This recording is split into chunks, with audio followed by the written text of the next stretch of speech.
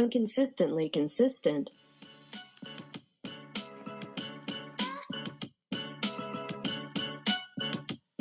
Hello, and welcome back to Inconsistently Consistent, the podcast where we talk about nonsense. My name is Rachel. And I'm Melanie. And how are you doing today, Melanie? It's been so long since we last spoke. So long. Maybe not even a full 24 hours. I don't even think a full 24 hours. Yeah, not even a full 24 hours. I don't know how you got along so well without me. Oh, it was a struggle today, man. Like, my motivation for work was non-existent. Like, I did shit all today. Yeah, I felt the same. I texted you quite a lot actually while I was working. Mm-hmm. Working with quotation marks around it. Yeah, I did actually have to do some work. I had a client who wanted to run an off-cycle payroll. For those of you who don't know, I work in payroll. So I run payroll for mid-sized companies, and they wanted to run a bonus run, so I had to do that today. Mm-hmm. For those of you who don't know, I have a terrible boss. She is horrible. She works me to death. We have fights every day. Yeah. She's also me. I am my own boss. We have discussions every day about whether I should fire myself, but it never seems to stick. You know, I would be a little concerned if you decided to fire yourself and then somebody shows up to your office and there's no one there. Well, I keep thinking I'm going to fire myself. The problem is, how will I replace myself? Oh, that is true. I like to joke, though, about how my boss is such a bitch. Yeah, I think it's a great joke.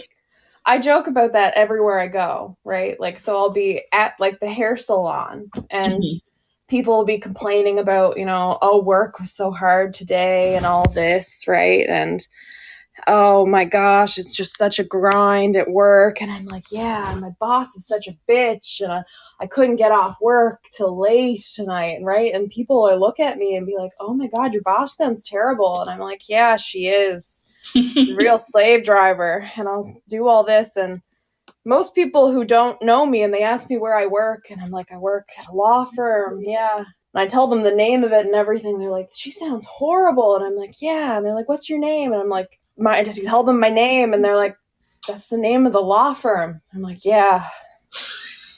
And then they put two and two together, and then they go through the confusion on their faces. A shocked look.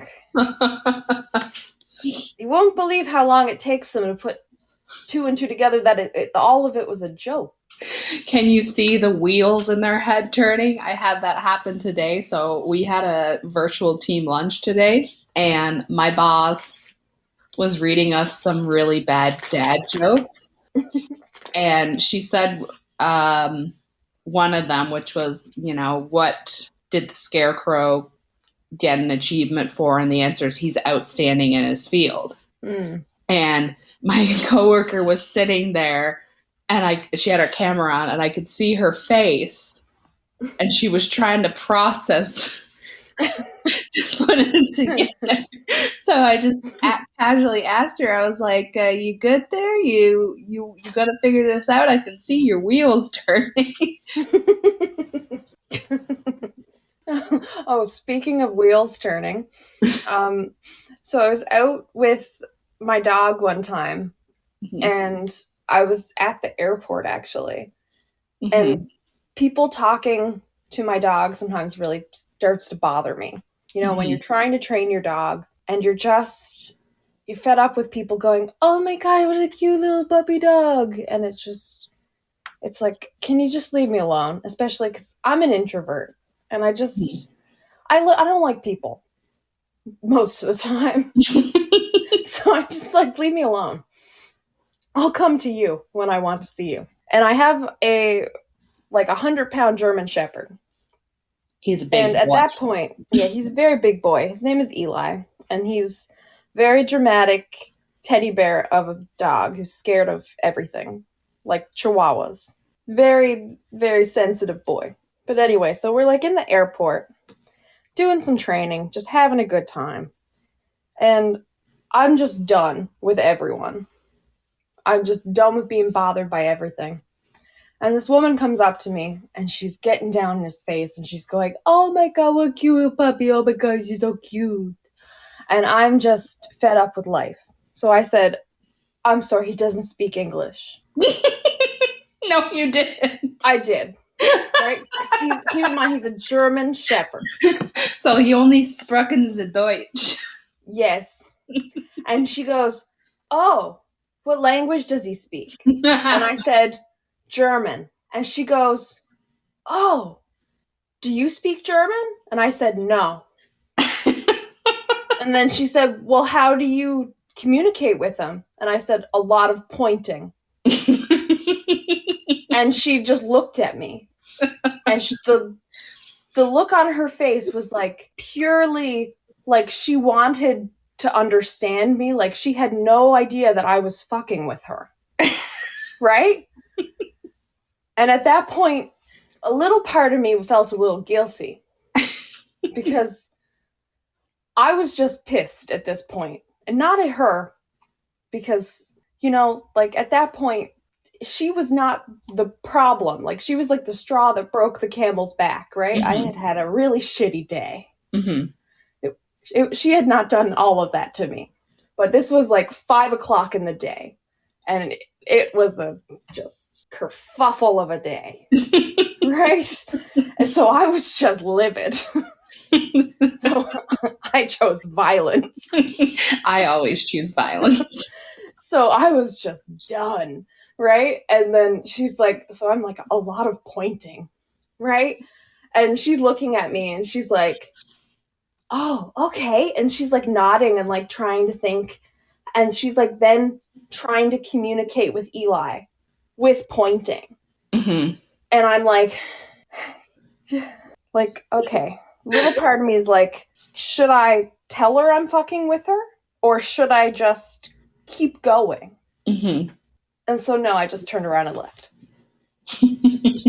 Just stormed out of the airport. That is amazing. I know my sister's one complaint about getting a dog. My sister has he's not 50 pounds yet. He should be 50 pounds. He's a little underweight. So she's starving him. Not really. She's not starving the dog. Do not go find her. The dog is fine. But, you know, he's supposed to be at 50 pounds. He's at 48, I think. Oh he's my goodness. 2 pounds under. I know. He's an English Springer Spaniel, and she brings him out in the work field with him. And her one complaint is because her dog, Bruno, my loving fur nephew, loves people, that he will always go up to someone when they're out on a walk, and my sister hates talking to people. So he's forcing her to be more social, and she does not like that at all. Yes, I understand this as a fellow introvert. I don't like this either. And Eli is like, "Oh my God, let's say hi to the people." Yes, Bruno's like, "I want to say hi to this person and this dog, and let's say hi to this stick and this pile of snow because I like to chase snow because I'm a weirdo." Yeah. Oh, Eli's taken to shoving his head into the snowbank like an ostrich. Bruno does that too. Yeah. Like butt up in the air. Yep. Very weird. Yeah. Yeah. I don't know if it's like to cool themselves down. No, I think it's just a weird dog thing. Yeah. Because when I was up there for Christmas, I spent the holidays with her. I would literally go outside to play with him, and I didn't have to have a ball or anything. I could just throw snow in the air, and he was happy. Does he try to catch it? Yes. With his teeth? Yes. Yeah, Eli does too. They're adorable. They're adorable weirdos. That does bring me to an unpopular opinion, though. Oh, okay. And for those who are listening, we're discussing unpopular opinions. So you like my segue? Come for us if you will, at us if you want, but we will fight you on your opinions because you're wrong. Because I do have the unpopular opinion that cats are better than dogs. I know. I do. I love animals. I'm an animal lover. I love cats. I love dogs. I love anything with fur. I'm a fluffy animal person for sure. I have a dog. I have 3 cats. I would steal all of the animals, but I do prefer cats in general, like their personality wise. I don't think I have a preference because I have met some nice cats and some asshole cats, and I've met nice dogs and asshole dogs. Like all of my friends who have dogs, the dogs are good. Ridley's neurotic, but that's just a Ridley problem. And that's a nice dog name too. I like that name. Yeah, he's a Nova Scotia duck toller. He's beautiful. My old roommates that I lived with, their cat did not like anyone, and that I love asshole cats, right? Because I'm an asshole cat of a person, right? I just relate, right? Like that fuck you attitude. I just relate to that. That's my heart and soul right there. Yeah, you never got to meet Celine, my sweet baby chunky princess. No. She was not an asshole of a cat. She was very loving, and she loved everybody that she came across. And Hexa, who I have now, is the complete opposite, and she only just started letting me hold her for a bit longer. Because, like I said, her nickname is Demon Floof. I've got 3 cats. I've got Bells, who's 13, and she's like a pit bull in the body of a cat, and she has cancer now. She has throat cancer. She has these big tumors in her throat, and she's like at the end of things right now, but she's doing okay right now. She's not in any like problems. We're just like taking it as we go, but she's chugging along. You wouldn't know anything's wrong with her.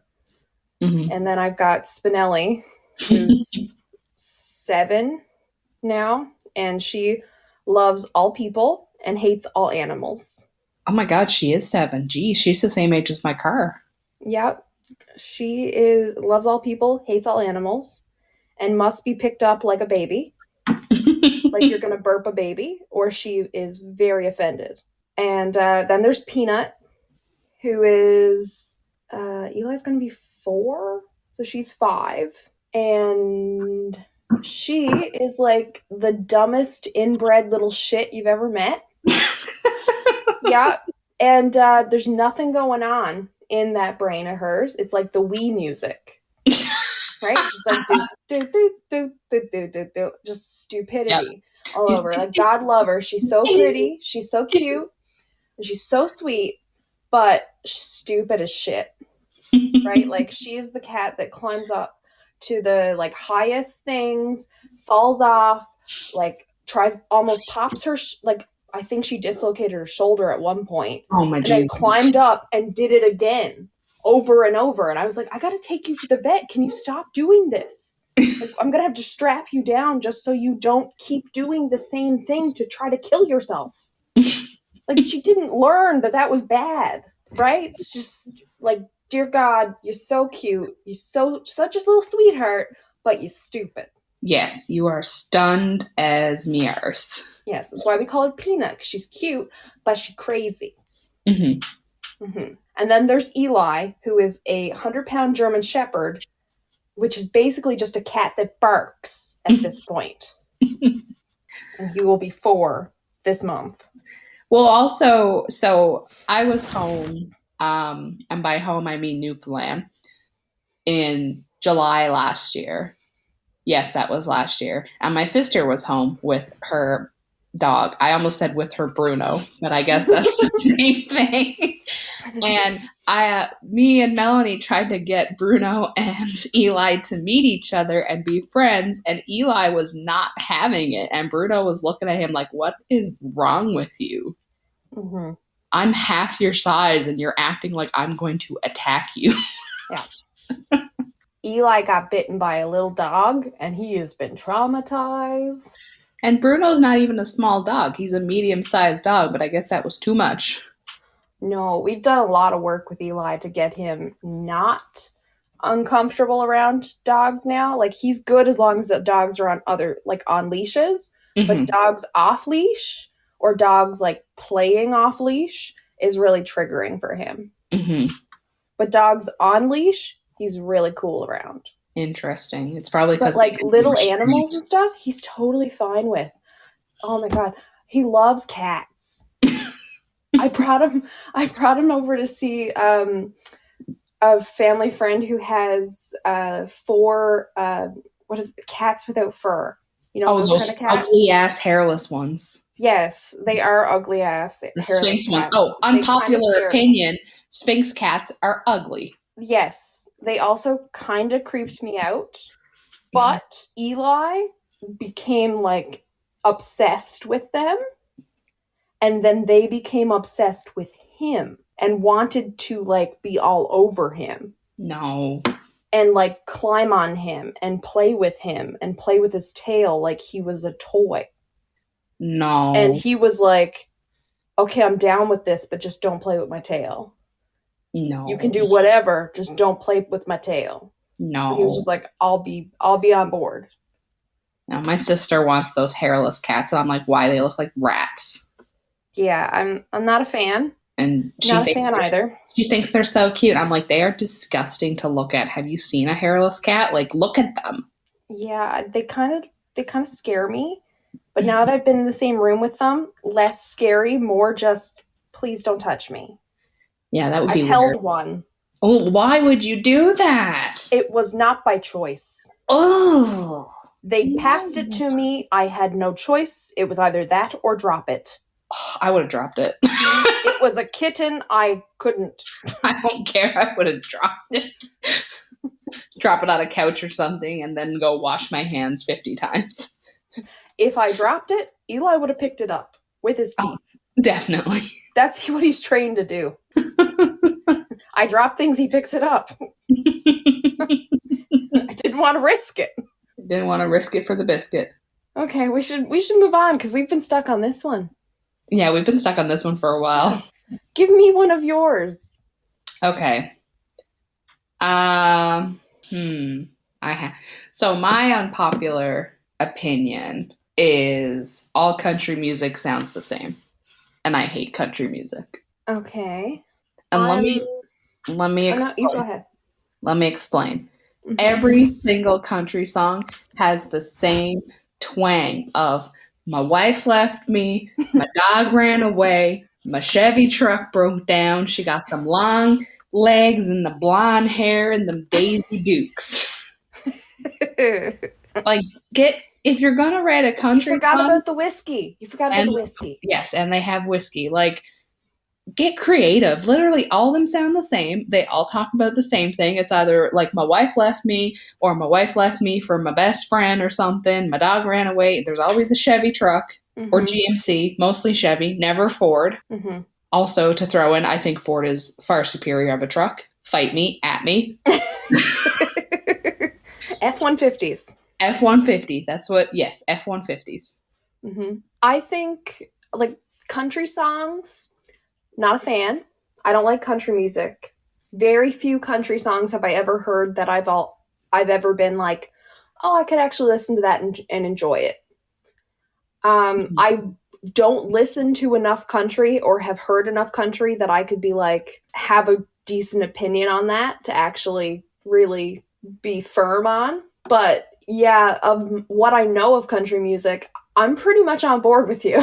I've been subject to way more country music than I would like in this lifetime because a lot of my friends like country music. And every time they play it, like, I make a stank face when I'm in the car and they're like, what, you don't like this? I'm like, no, can we listen to something else? And then they'll throw on Taylor Swift, which, another unpopular opinion, I hate Taylor Swift. Okay, I don't agree with you there. I do not hate Taylor Swift. I do enjoy some Taylor Swift. No. I do like Taylor Swift. Okay, that's a lie. There is one song I like by her. 2 songs, and that's it.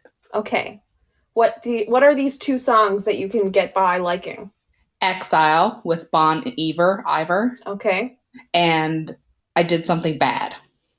That is the only 2 I can And because you did something bad by liking Taylor Swift? Yes. So let me put this in. So I was in my fitness class last night. I'm doing pole fitness, which is a lot of fun. 10 out of 10 would recommend. And there's a class at the same time that's a bunch of kids, and they were playing. I can't remember the Taylor Swift song on repeat. And we could hear it because our studios are next to each other. And I literally was standing there like, this is my nightmare. This is my personal hell. I think it was like, oh my God. It wasn't You Belong With Me. Love Story. Yes. That one. And I was like, this is my nightmare. This is my personal hell right now. I like Taylor Swift as a writer. First of all, I think she's a really good songwriter. I like lyrics. So, first of all, I respect that, and I respect her as a businesswoman. First of all, put that out there. There are a lot of songs by her that I don't like. I don't like the ones that are very, very country, and I don't like some of them that are really, really, really pop. There's some that I don't know. My main musical taste is more rock and hip hop, and punk goes pop is my favorite thing. A lot of the Taylor Swift stuff, I love a lot of the Taylor Swift songs done as covers in punk style. They make really good covers. Right? But I do enjoy Taylor Swift in some I'd say probably like 75% of her repertoire I'm on board with. But more than there's some stuff. There's some stuff I am not into. Yeah, I have friends who absolutely love her, and when she released her new album or whatever the fuck she released, that's all that she was sending through voice notes and singing, and her husband was like, can you please stop playing this song? I was like, I agree with your husband. You need to stop. I also, though, unpopular opinion here, or maybe it is popular, I don't know. I don't think people should be pushing their musical tastes on other people. Yes, I agree. Right? If I like something and I know that other people don't like it, I'm not going to push other people to listen to it. Right? See, my issue was I was outnumbered with, like, in the group chat that we have, I would say 3 out of the 5 of us like Taylor Swift. I'm not sure if Grace does or not. I have not asked her, but I know Cassie, Victoria, and Matresa all like Taylor Swift, so I'm outnumbered automatically. So I have to be subjected to Taylor Swift because they're sending it back and forth to each other in the group chat like, oh my God, this song. Can you believe Jake Gyllenhaal kept the sweater, the scarf, whatever it was? No, that's a good song, though. All Too Well. No. It is. No. That's a good song. I'm sorry. This is the end of the podcast. Speaking of musical stuff, though, I didn't have this on my list, but you just reminded me of something. Okay. So my dad is a really big Celine Dion fan. And I really hate Celine Dion music. No. Yeah. But she's a Canadian treasure. Yeah, and it's not any fault on her part. It is mostly like, you know, like operant conditioning happening in my household from my family. And it's trauma that we need to talk about, Rachel. So, we'll do that as a bonus episode where I dissect your trauma. So basically, my dad's obsessed with Celine Dion. And I have been forced to listen to that music. And so I have problems with authority, and I hate people telling me what to do. So when people tell me you must do something, my immediate gut reaction is no, I will do the exact opposite.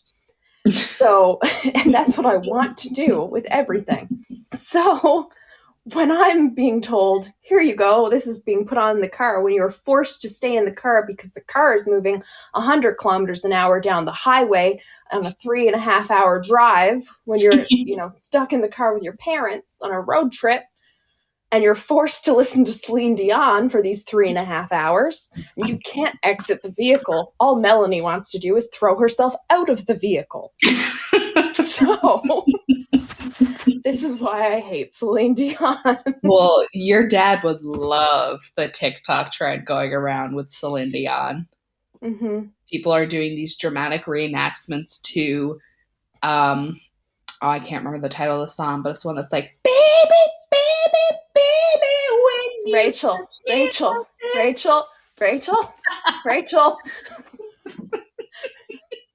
I will have to leave this podcast.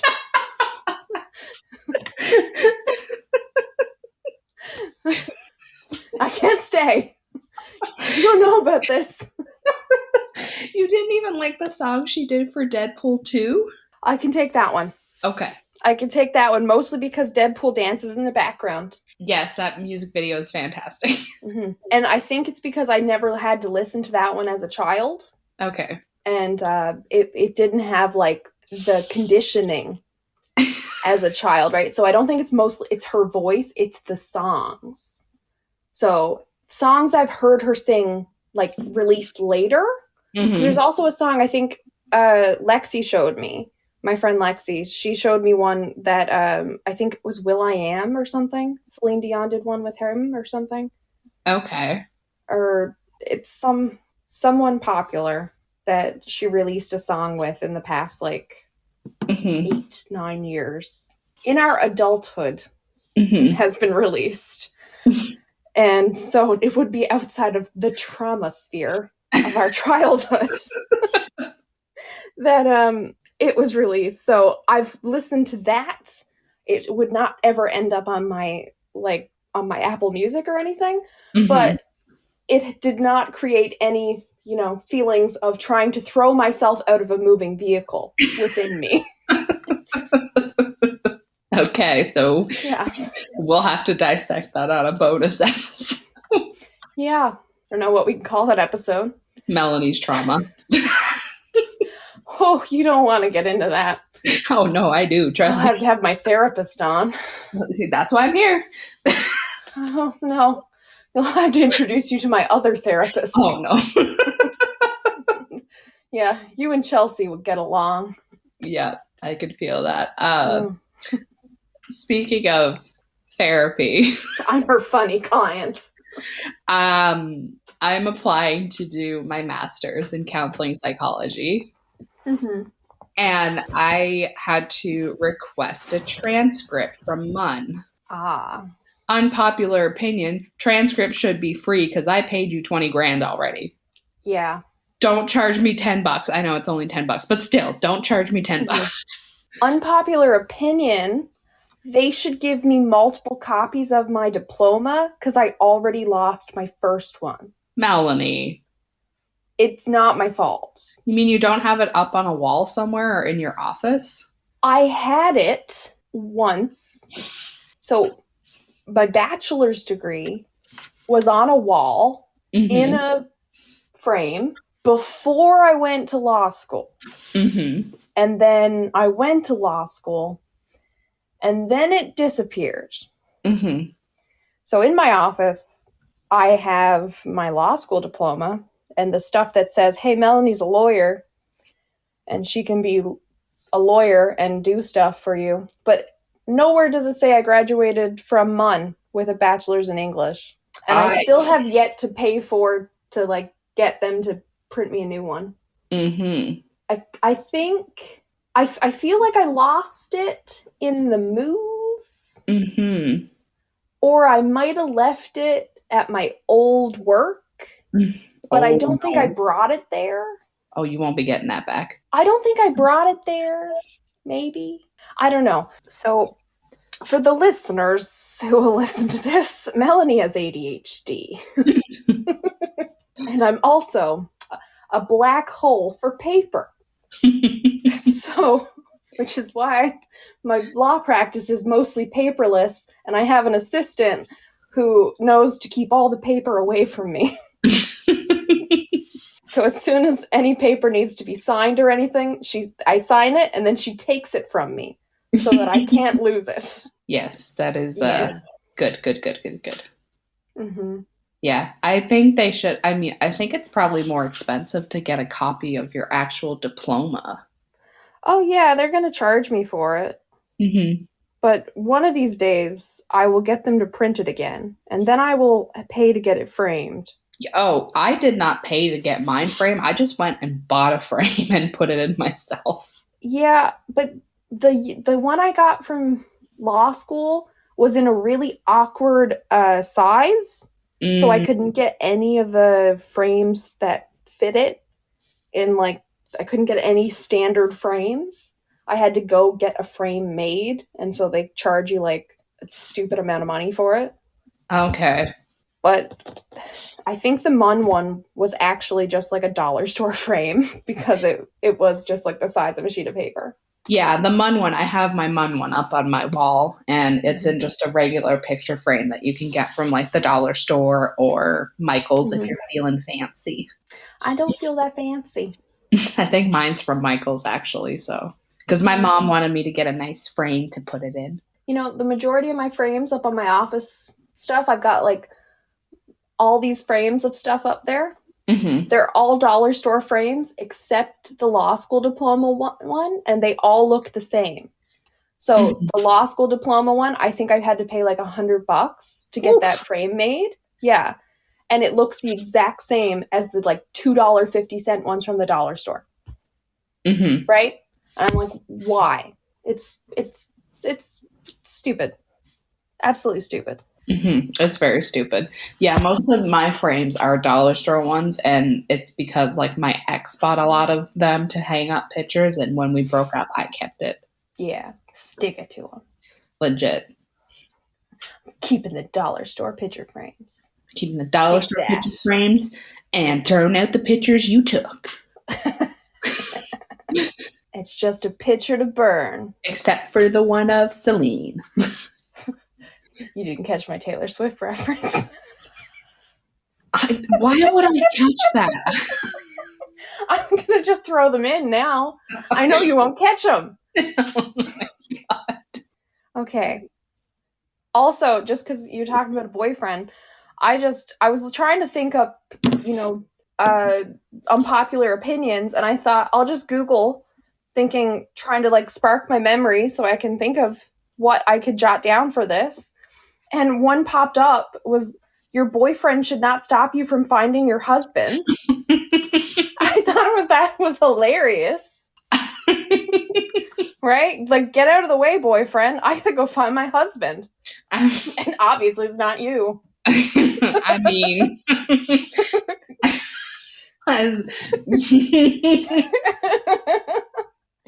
I'm still keeping Tinder because I'm looking for my husband. You stay over there, bitch. That reminds me of a friend of mine.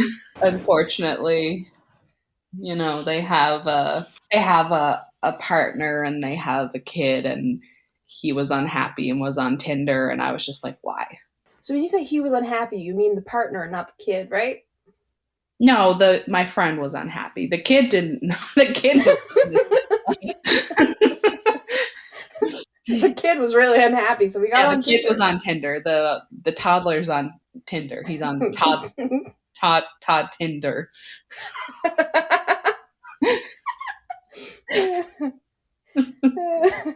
Tinder for toddlers. That's how you make toddler friends. Are you tired of your regular daycare friends? Get Tinder for toddlers. You can meet cooler daycare friends. Meet all the sexy toddlers down at the gym. At the jungle gym. I don't like that. Speaking of toddlers, unpopular opinion, leashes for toddlers. Let's Get that product on the market. Listen, you can get leashes for them. People just aren't okay with the idea of walking your toddler.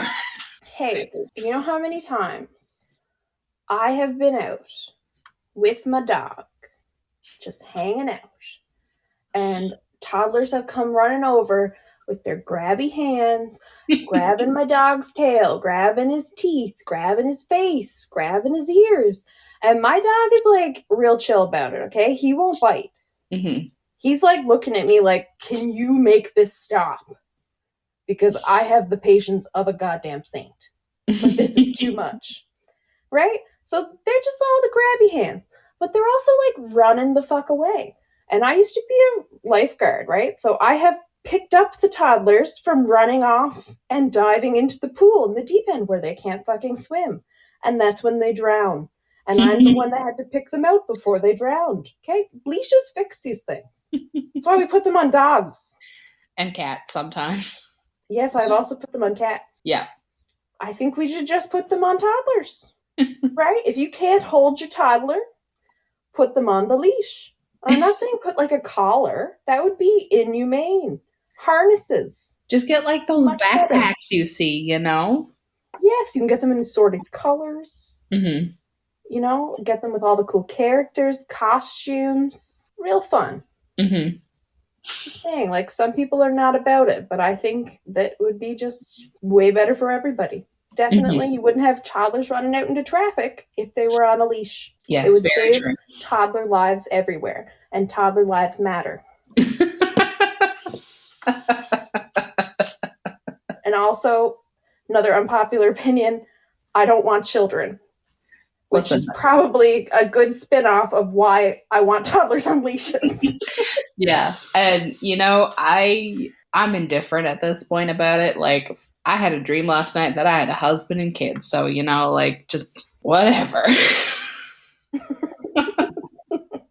And, like, me and my friends talk about this all the time because I know one in particular gets bombarded with comments about how great it is to have kids and how come you don't have any yet and blah, blah, blah, blah, blah. And she's like, no, I don't want any yet. I don't even know if I want any. I want to travel once we're allowed to travel. I'm like, yes, we need to travel because we are still young, despite what society says about women, that apparently we expire at 35. Like a milk carton. Exactly, because apparently we can't have kids past 35. Yeah. Look, we got some best before date printed on us somewhere. And like, you don't even need to have your biological kids. There's plenty of kids in foster care that would love to be in a family, like especially older ones, because people don't typically want the older ones. Yes, get yourself a nice 17-and-a-half-year-old. Get them while they're fresh. Right? Ideal age. Because they're potty trained. Yes, you get them then. 17-and-a-half. 6 months, they're done. Send them out the door. I was thinking like preteen, like 10, 11, you know? You could do that too. And you can be like a role model and help them and all this stuff. Mm-hmm. Like, the foster system is like overworked, right? Mm-hmm. There's so many kids there that need good families. Mm-hmm. And there's so many people having kids just because people are telling them that they have to or that they should. Like, the point of life isn't just to have children. You don't just have to reproduce just because people are saying you need to reproduce. Mm-hmm. Just because you can doesn't mean you should. Yeah. If you don't want to have kids, you don't need to have kids. Mm-hmm. And like, some people just say, well, like, some people have said to me, like, well, who's going to take care of you when you're old? And I'm like, well, that's why I'm trying to make money, so I can pay someone to do it. You don't just like pop out a little slave to take care of you when you're old. Mm-hmm. Right? If you're having a child so that you can then make them take care of you when you're old, so you can like use that as like leverage. Mm-hmm.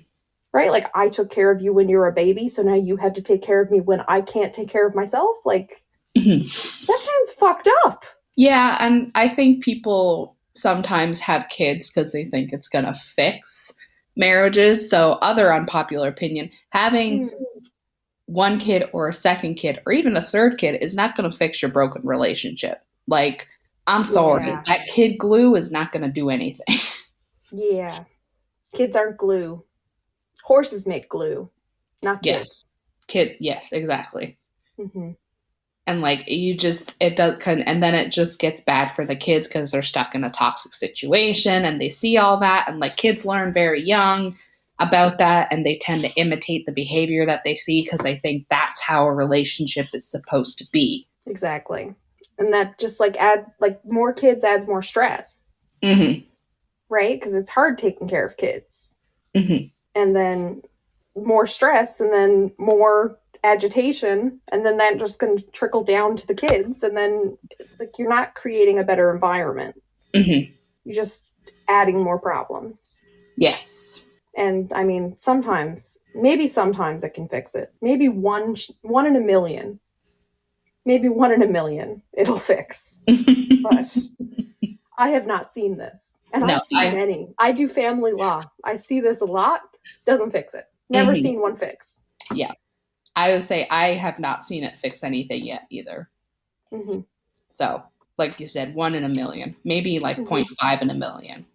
Yeah. I have yet to see it. Well, yeah, and you, as you said, you deal with it on a daily basis, so you would have first-hand experience about that. And then people trying to stay together for the kids? Oh, no. Yeah, and like they're like, well, we got to stay together for the kids because that's what's best. It's like, no, that's not good either. Mm-hmm. Just throw in the towel and try to make it work as co-parents separately. Yeah. Best thing you can do. And just go from there.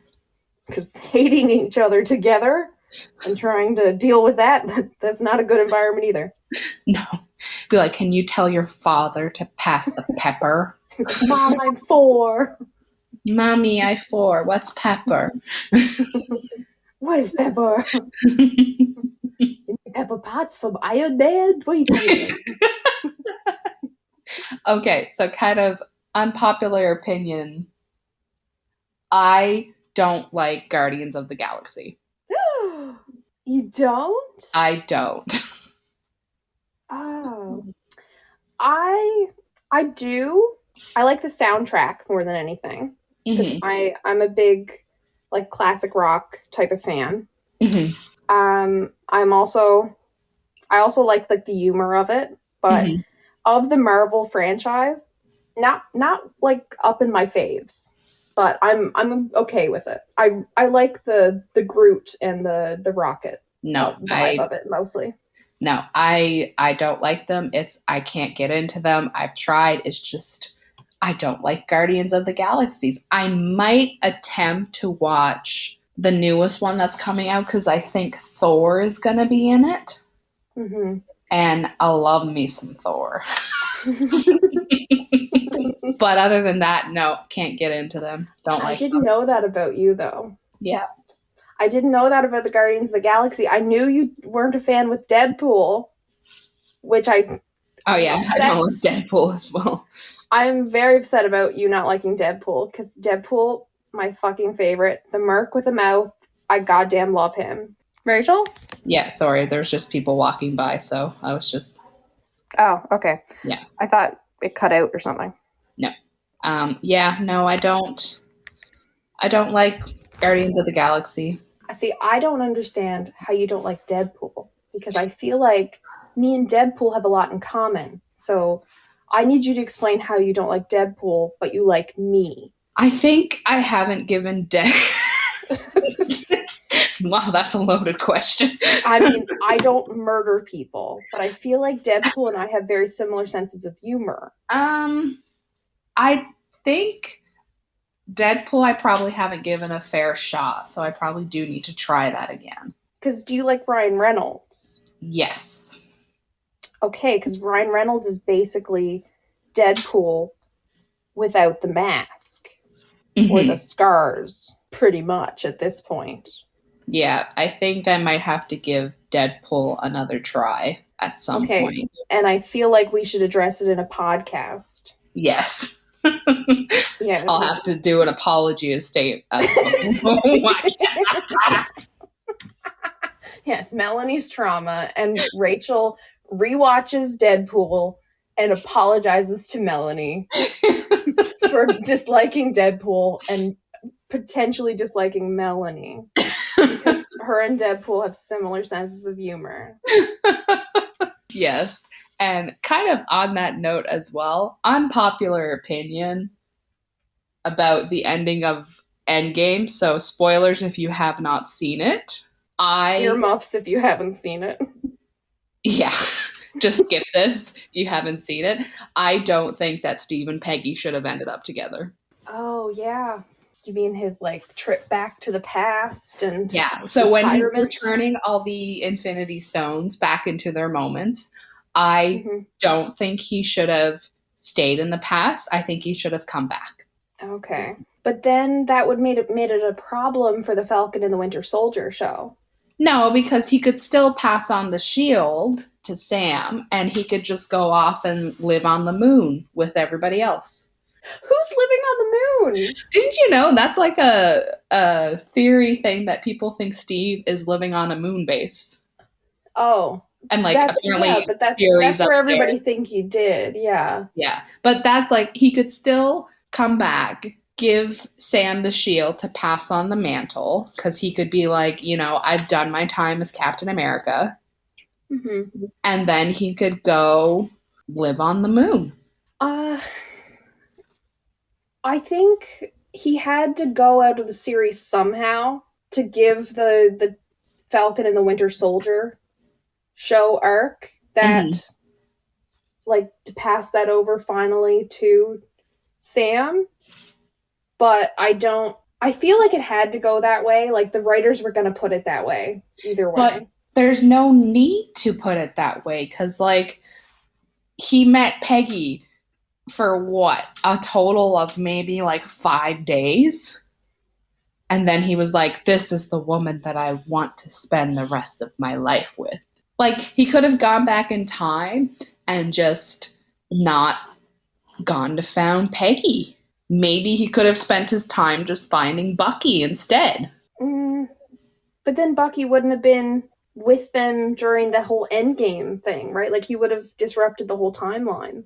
Yeah, but they were supposed to be together till the end of the line, and Steve broke his promise. Yeah, he totally fucked over Bucky. He 100% fucked over Bucky. Like, I am a Bucky stan. Yes, same. Like, really big stan. I just think that, you know, he spent so long trying to find him and prove that he was, you know, changed and help him. And then when they're finally together, Steve is just like, nah, I'm gonna leave you for this girl that I met for 5 days. Have fun, Buck, living in a world without me. Yeah. And Bucky's just like, dude, what the fuck?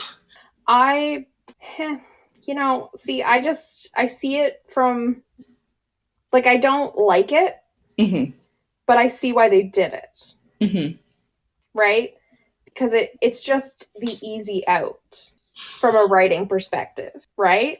Because it ties up everything in a good way in the sense of a writer and keeping the story moving, because it leaves Bucky troubled and gives us that like conflict for him going forward in the series and leaves that trouble between him and Sam.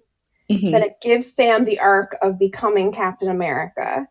It gives Steve his like happily ever after with Peggy. Yeah, I know. But anyway, gives him that. And then it also gives him the get a life thing from like Tony doing that, right? So it retires him out of the story in a way that fans may or may not like, but like trying to give him a happily ever after on a like arc to close him off and like box him up, tie the bow on it and ship him off, right? So that people will be done. Same way that they like killed off Black Widow, kill off Stark, right? And finish off his storyline with a child and everything. And basically they're just tying up loose ends and starting off new art. So from a writing perspective, it makes sense, even though it doesn't give people what they want. But if Steve was still around, Bucky would be able to move past his trauma faster, right? Because he'd have a buddy. Taking Steve out of the picture means Bucky has to suffer, which makes a good story for the fans to watch. Does that make sense? Oh, you write one book and suddenly you're an expert on all this nonsense. Okay, bitch. I've been writing since I was like 5 years old.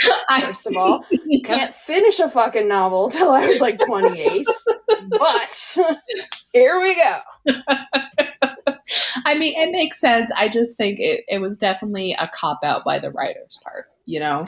Yeah, it's like, they just could have given him a heroic death like they did with Tony.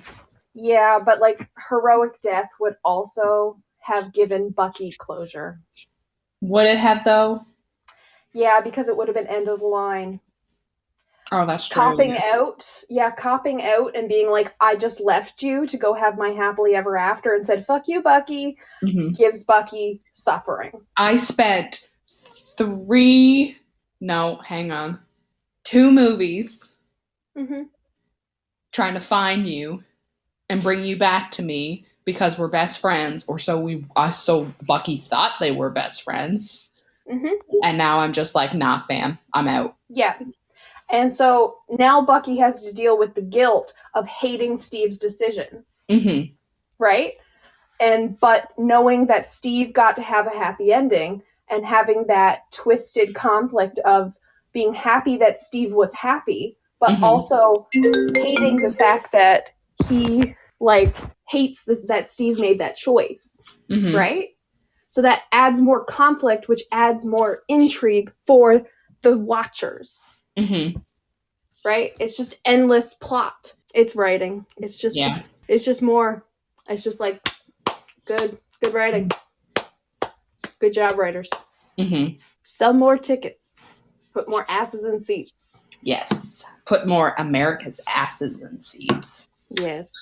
Also, I've watched a couple of the interviews, and anytime I hear America's ass now, I just think of the guy that plays Sam talking about his ass and going, the round brown. Oh, every time he talks about yes.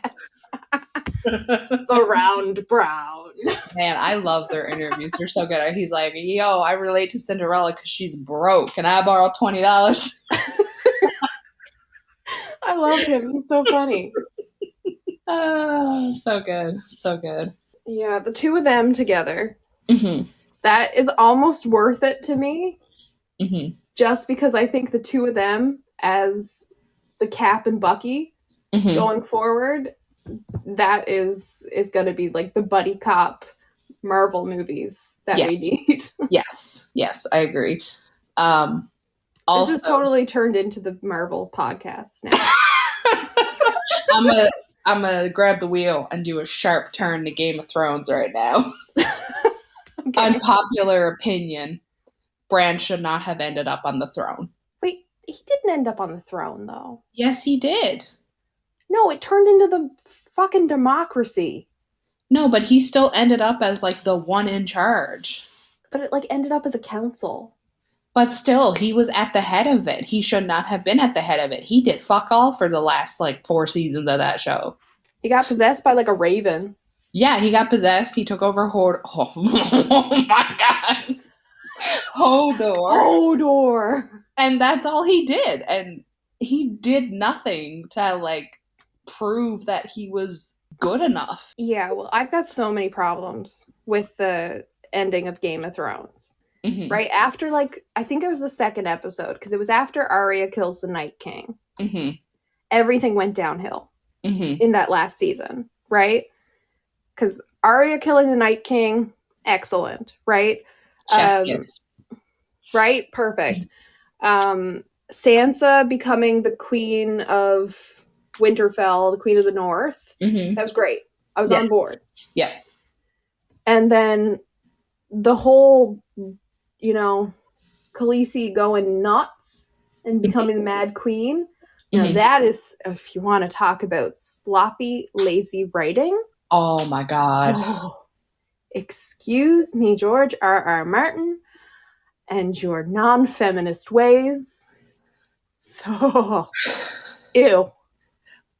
Like, right? He took all this time to build up this wonderful feminist, like badass queen who was like breaker of chains, beating the shit out of everybody, and then just like destroy her in a season. Yeah. Disgusting. Yeah, disgusting. And then they had to go, ruin Jon Snow too. Oh my God, don't even talk to me about that. You know what else pissed me off about that season? Jaime and Cersei should not have died together. No, yeah, why did they get a weird, they got a redemption love story thing? Yeah. Like, they should have died separate from each other. Yeah, like, we didn't need, like, the redemption, incest, romance thing.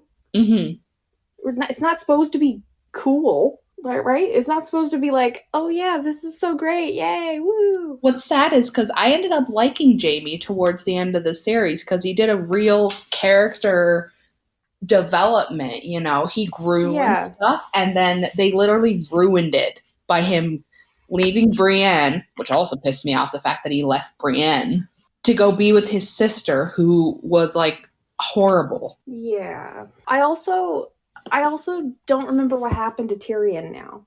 Tyrion makes me sad. Survived. I think he's like on the council with Bran or whatever. I'm doing a rewatch of Game of Thrones right now, so I'll let you know when I get there. Yeah, but Tyrion was one of my favorites. I like Tyrion a lot. Yeah. Love Tyrion. He's hilarious. And I didn't like Sansa at first, but as the series went on, I did end up liking her. And I rewatching it now, and I was like, man, I forgot how much of a bitch she was the first 2 seasons. She was really like a weak character in the beginning.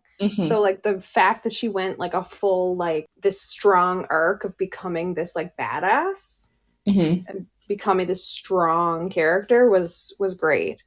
I liked Arya from the start, right? Like she was this little spitfire that really took off for me. Yeah. I liked her from the start too. I did like Daenerys from the start, but then when they started to unravel her, like especially after her servant, I can't remember her name. Yeah. But after she got killed, like that's when it just like switched. Yeah. When she started, there was like the scene where she started like having the dragon blow fire on the people, like the citizens. When she wasn't like distinguishing between soldiers and like townspeople. Yeah. It was like right after that servant got killed. Yeah. I think that was like the real big turning point of, I think especially like Jon at that point was like, oh, she's gone. Like that's, she's really gone. Yeah. And also Jon fucking his aunt, but you know, YOLO, I guess. Because we went from, ew, incest in season 1 to, yes, fuck your aunt. Right? Season 8. Right? We did. We were like, no, Cersei, Jaime, ew. And then we were like, yeah, Daenerys, Jon, get it. Yeah, and that's why they probably put Cersei and Jaime back together. Because they thought like to die together. And they were like, remember what you thought in season 1? Remember. That's why Jon is going to kill her now, because now you're on board with it. We want you to suffer. It was all to fuck with us. I kind of feel like it was a bit of a cop-out the way Jon killed her. Something just random. There's a song called Power that The Weeknd put out. It was on the album for the last season of Game of Thrones, and it was released before the last season of Game of Thrones came out. And it had, like, there's a couple of features on it as well, the song.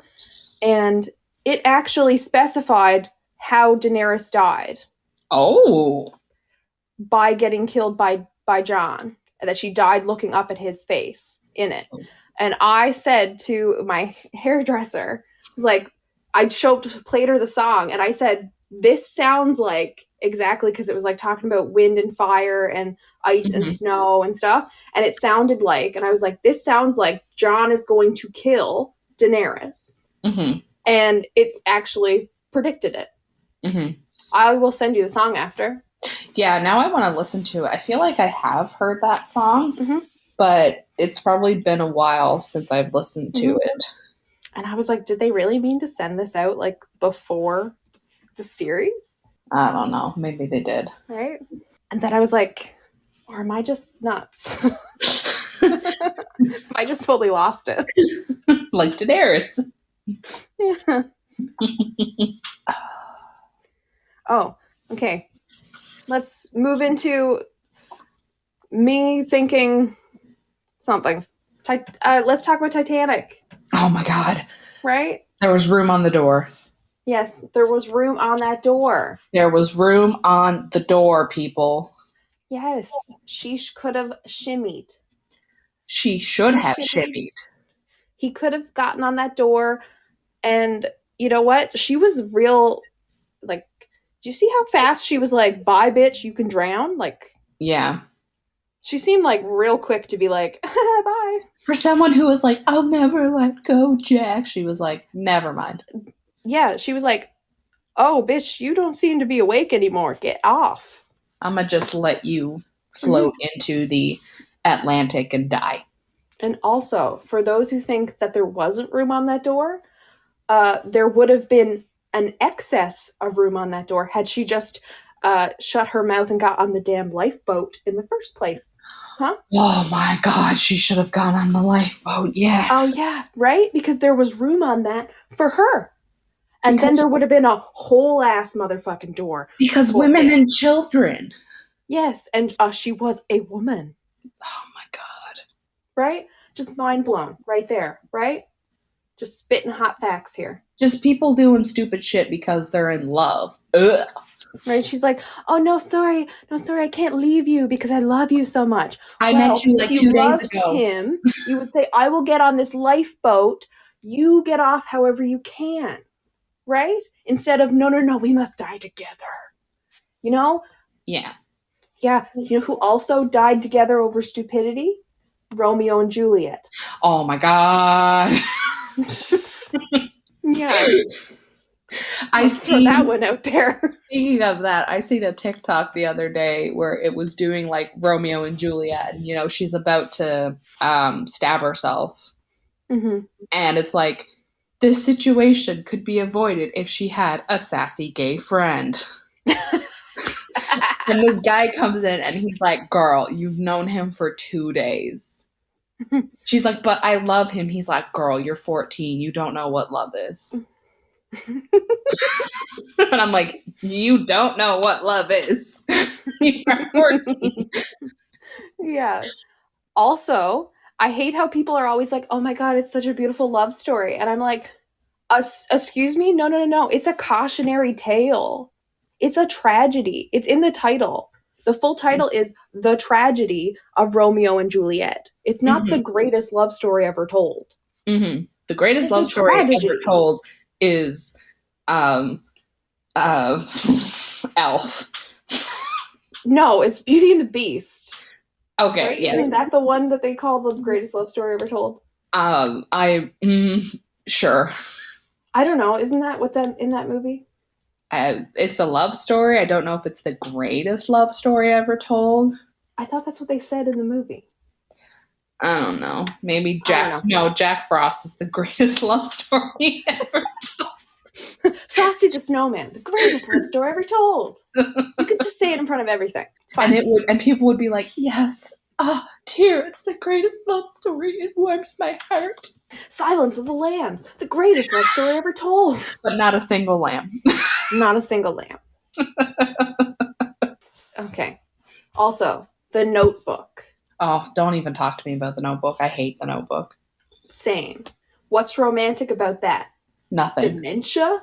What the fuck? Dementia's sexy. Yeah. Nicholas Sparks, get off your fucking high horse. Another one of the things that my dad has put me through. Okay? My dad, such a big fan of Nicholas Sparks, right?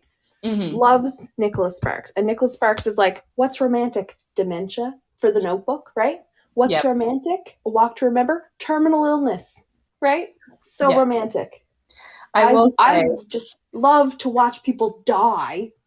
Great. I will say, because I am an emotional ass bitch, I did cry watching The Notebook. I did as well. But that doesn't mean I like it. No. You know what? I watched The Notebook. I watched A Walk to Remember. I cried. I enjoyed the movies. I will not watch them again. No. Okay? The majority of the movie, I was enjoying. And then they get to the dementia part. And I'm like, why are we doing this? You could have stopped this before the dementia part. Mm-hmm. Okay? We're all good. And then you get to the dementia part. And it's like, really? Really? You had to go this far? Yeah.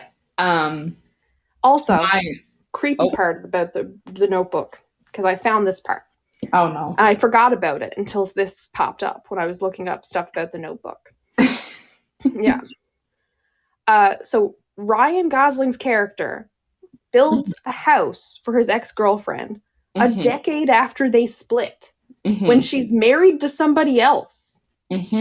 Like, imagine your ex-boyfriend just building you a house 10 years after you split up and you haven't had any contact with him. Just a casual thinking that you're just house. gonna move in with him, just like expecting it.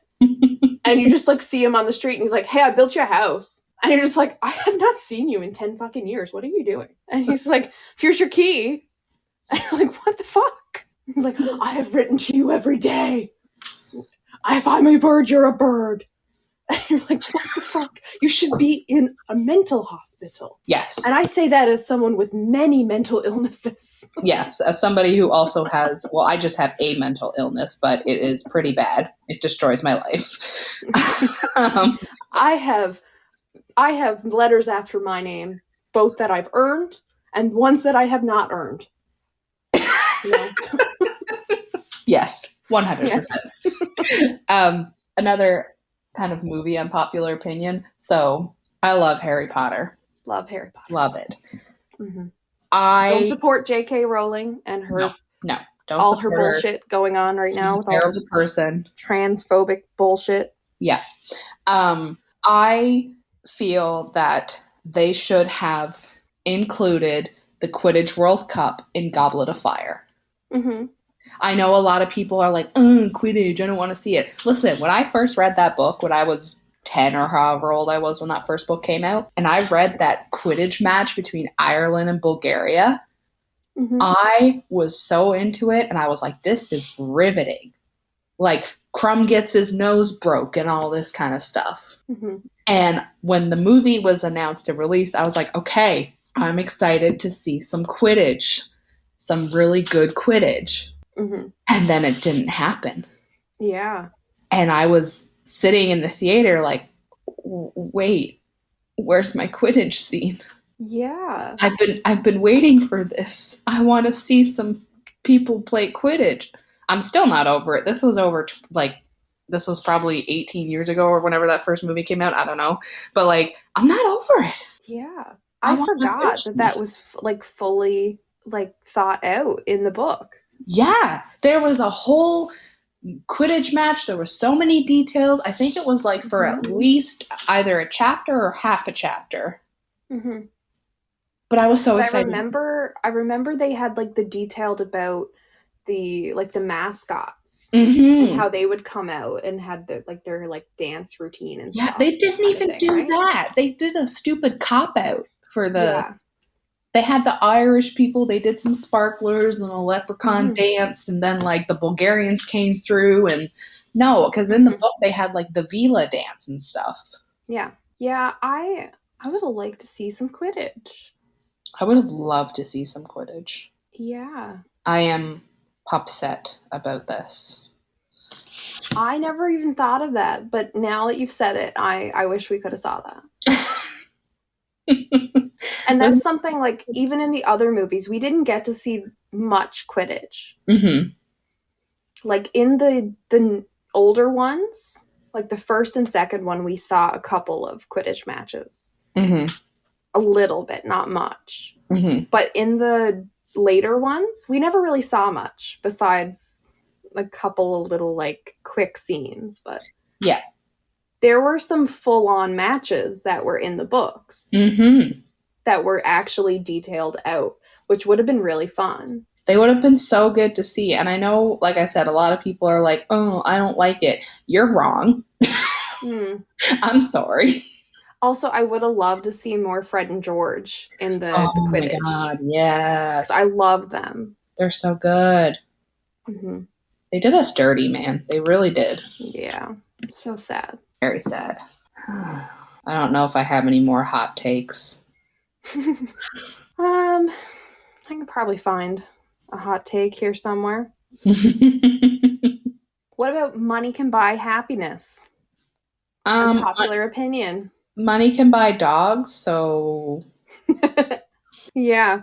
Money can buy you a lot of things that can get you to happiness. Yes. Right? Yeah. Because to me, money can buy you financial security. It can buy you a lot of things like, you know, a place, like a roof over your head, getting you out of debt, getting you a lot of stress relief, and making you content with stuff and not have to worry about a lot of stuff. So you can focus on things that can bring you happiness. So not direct happiness, right? You can't go to the store and purchase happiness in a jar, but to me, yes, it can buy you happiness indirectly. Yeah, because it can make you to a point where you don't have to worry about certain things. You know, like you said, it can bring you financial stability. And I know a lot of people stress about that. I stress about that because we're millennials and we're broke. So and you run yourself into so much debt to actually get yourself to a place where you can work. And then they're like, oh, by the way, now you got to pay all that debt back and you can't get a job. And yeah. And then everyone's like, oh, but you're supposed to be an adult and do things. Yeah, it's like, when I was your age, I had all this done by this. And it's like, that's nice, but I am not an adult. Just gonna throw that out. I only look like an adult. I look like an adult. I may talk like an adult. I may have an adult job. Does not make me an adult. Inside my head, bunch of hamsters on wheels. Legit. And they're the hamsters from the Kia commercial. Yes. Actually, mine's just the Wii music on repeat. You and my cat Peanut. Yep. Do do do do do do do do do do do do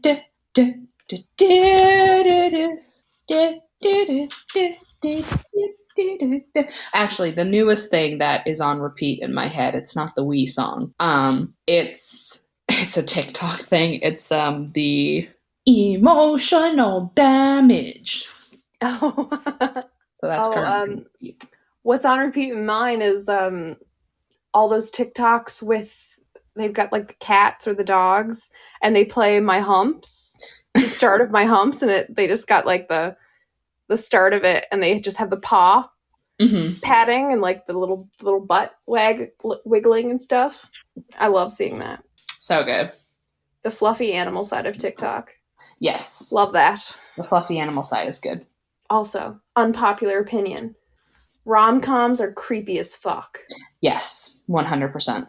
Anything done in a rom-com in real life would be super creepy. Yes.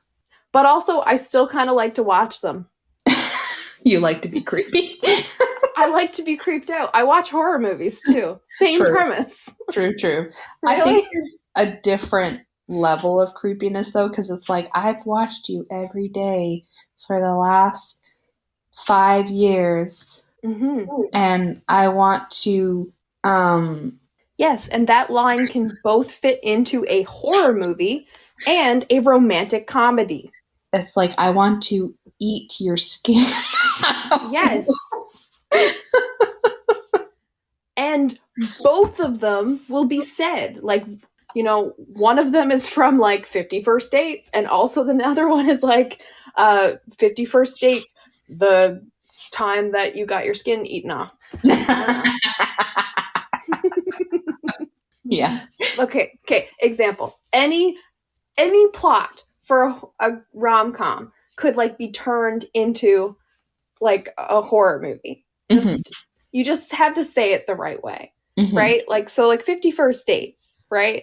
That's like that Adam Sandler one with Drew Barrymore, and they're like, he falls in love with her, and she has this like weird memory thing. So every day she wakes up and she doesn't remember like short-term memory stuff. So she doesn't remember what happened the day before, but she remembers like the majority of stuff, like who she is overall and like her past, her long-term stuff. But she doesn't remember what's happening in the short term and like making new memories. Doesn't have that. So here's my plot description of that. Because they're going to fall in love, get married, and have a family, right? Yes. Oh, sweet, lovely. Let me give you my plot description. I'm just about to turn this into some horrific shit for you. Okay. I'm ready. 50 First Dates. A movie about a veterinarian who falls for a woman who wakes up each day with no recollection of the day before. He then proceeds to marry her against the wishes of her family and caretakers, trapping her on his boat where he impregnates her and brainwashes her into loving him each morning, using videotapes as evidence of their prior relations each day, completely disregarding any semblance of consent for the rest of her life. The end. Oh, God. Right? That's scary, isn't it, Hexa? Ta frickin' da. And then, you know, you have a horror movie. Yeah, you do. Anything can be made into a horror movie. Yeah. Because, I mean, rom-coms they're just, like, filled with not taking no for an answer, casual stalking, follow them home, show up at their house. They didn't get an address. They didn't get contact information. They just had it. Right? All these big public gestures and stuff. And then, like, that's just awkward to say no to. Yes, very awkward to say no to. Bursting into song, right? That's just weird. Very weird, yeah. And big romantic gestures, like with people that you have not known for very long and have no idea really like anything about you. These are all like clear indicators of like unstable behavior. Just a tad. Like you'd be worried, like, is this person mentally healthy? Yeah. Like, am I safe here in public or should I run? Or will that just set them off? They might be like, my love, why are you running from me? Or that just like turn them into like full predator mode. Yes. Or they're just like, they turn into Uganda Knuckles, who's like, why are you running? The mating dance has begun. Yes. Oh my God. Well, I mean, like, that show You is the perfect example. But I love that show. It's so I do too. Right? But this perfect example of, like, the rom-com type of, like, tropes meets creep factor. Yeah. Right? Yeah. It's, like, it's emphasizing the creepy. All of it is creepy. And it's great to watch. It's great entertainment. Oh, it's so great to watch. I fucking love it. It's such a good show. Also, everybody's like lusting after Joe. Yes. And that right there is red flag, red flag, red flag. And, you know, I mean, I'm guilty of it too. He's a good looking guy. He is a good looking guy. Yeah. Like, that actor is really good looking and all that. And Badgley, yes. I could not remember his name at all. But the fact that he can make that character, like, charismatic and, like, you actually start to like that character, even though he's a total fucking psychopath, is nuts. Yeah, it's very true. Oh, isn't that right, Hexa? Yes.